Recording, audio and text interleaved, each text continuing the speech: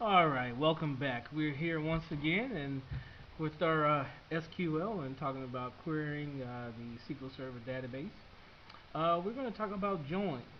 Let's say, for example, we have a simple query that we have in front of us. Select statement with all the columns, and the table is currency.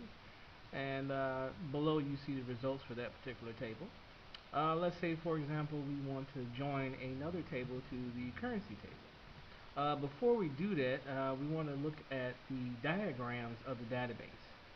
And as you can see right here on the right hand side, under the database AdventureWorks DW, there's a database diagram. And basically, you just open that up, and I have the currency diagram already open. Let's pull that up. And here's the currency diagram. And as you can see from the currency table, it has primary keys with the yellow keys here, and they have a foreign key relationship to the surrounding tables. And you can see that from the infinity symbol. So we have the currency key here, primary key, and we have the currency key in the fact currency rate table, and it's going to be known as a foreign key there. It's going to be a foreign key in the fact internet sales table, the organization table, and let's see what's above, the fact reseller sales table.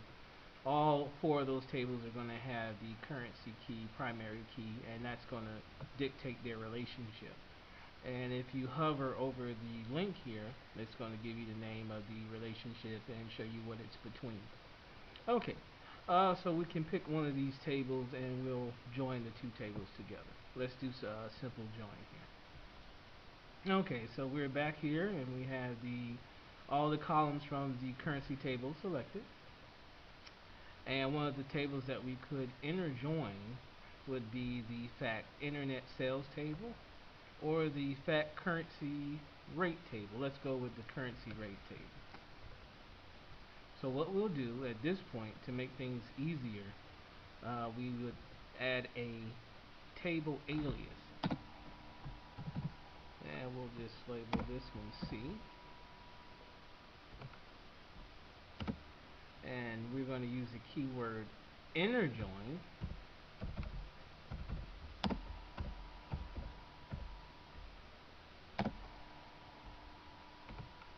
And we're going to inner join, that is the fact currency rate table. And actually we can come down here and this shows the key relationships for that particular table, and all the tables have those relationships. So let's scroll down and find the fact currency rate table. Let's bring that in. Now let's determine, let's also give this table an alias as well, just so we don't have to type the name every time we want to qualify that particular table. And we'll use an F here. Now, before we run this query, we need to qualify which columns these tables have a relationship on. So let's go back to the diagram. And like I said before, it's the currency key here, and we have the currency key here as well. And we do have the option to show other joins within the table. But we'll use the currency key to keep it simple. Here, and we'll type in the keyword on.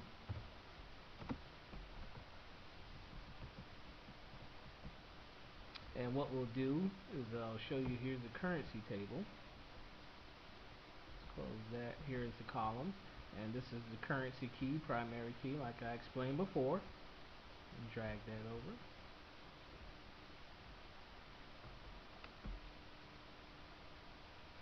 And we'll say equal to, and we'll go down to the fact currency rate table and get the same column.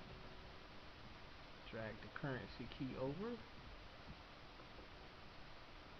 Now we got to qualify these tables as well. So we'll go in front of this table and say C dot. As you can see, it gives you the currency key as well. And you can, from IntelliSense, you can see that it's already qualifying which column in reference to that particular table. So you can leave it as is, or you would just double click and it'll put it there as well. And let's go over to the other table or other column in reference to the fact currency rate table, its currency key column. And let's qualify that with the F, representing the fact currency rate. And like I said before, it's already there, so we just verify. Now we can run the query. And this is going to join the two tables. Oh, I'm sorry, I have something above here. Let's just get this query. There we go. Now we have both tables joined together. And this is just basically a basic inner join. Now from this point we can just continue if we need to add an additional table. So what's an additional relationship that we have to the currency table? Let's go back. And let's see, we have organization and we also have fact internet sales. So let's try fact internet sales. So what we would do is we would hit return. Remember our keyword inner join.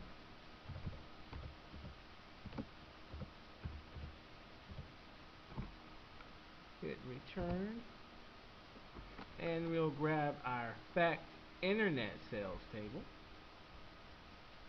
Let's close that out. And drag that over. Now we're also going to give this table an alias because we do have to do a qualifying of that particular table with the columns as well. So we'll say as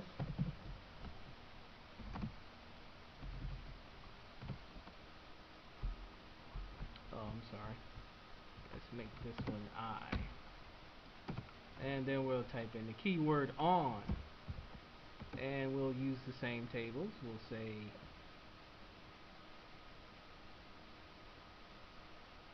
C dot currency key is equal to I dot currency key, and these are all the columns for the fact internet sales table.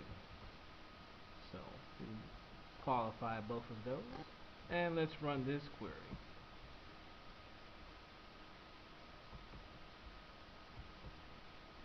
And as you can see, it's joined all three tables together. And we'll just stroll along and you can see all the different columns from each table. And this is a basic inner join, inner joining all those tables together based on the currency key field. And as you can see, all the information there. Alright, let's say we didn't want to show all the columns. Let's say we wanted only 2 columns or 3 columns. Now let's take the asterisk out. And before we type in the column, we want to qualify or verify what table we want that column to come from. And since our first table is currency, let's type C dot, and here are the fields from the currency table. Let's go with currency name, comma,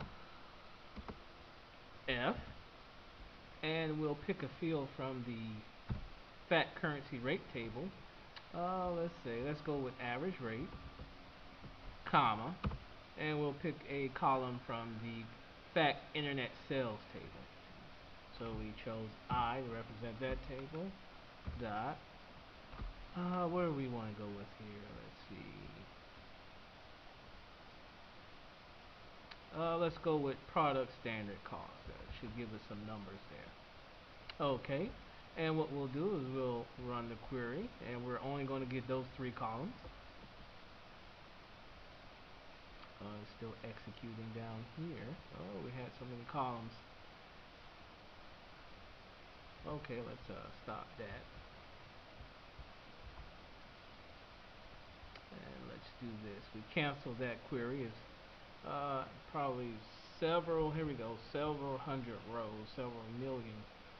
Looks like over 1,000,008 there. So we'll try this with the 3 columns. Execute. And now you see it with just the 3 columns there. And we would, at this point, since we would be getting so many rows, we would determine we can add a where clause in here and further drill down so that only certain information shows up. But this particular tutorial is just on basic joins.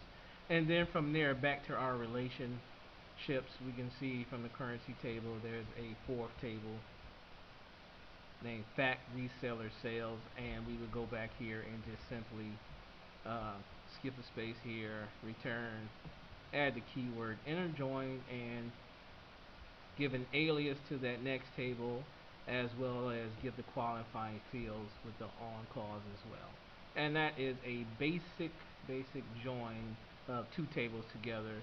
And like I said before, we qualified the columns where we don't have to show all of the columns. And you can tell from all of the rows that this is a pretty big query that's going to return a lot of information. So we'll just stop that. And that's your basic join. Alright, we just reviewed inner joins. Before we end the video, let's go over left and right outer joins and full outer joins. Basically, what a left join is, what you would do is you would take out the word inner, and you can simply put left, or you can also add the word outer. Either or would work. And what that does is the database is going to read the table on the left of the actual join. So that would be the currency table that comes first. It's not going to be concerned with everything in the fact currency rate table. It's going to show everything in the currency table regardless if it has a match in the fact currency rate table. And we can also switch that over and say right. So everything from the fact currency table would be shown regardless if it has a match in the currency table. And we can also say, well, let's run this just so you can see that it still works. Alright. And we can also say full outer. And what that does is joins all the columns and rows from both tables.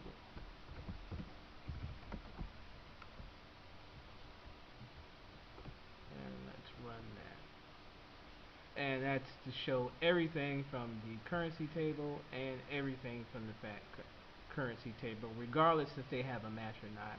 And then that would still be inner join on the fact internet sales table, which would be still showing matches based on the currency key. So those are the different types of joins and the basic things that you can do. You can qualify the actual columns, like I said before, from each different table to show whatever you want to show. And you can add more tables if you need to add more tables, and columns as well. Thank you for enjoying the video.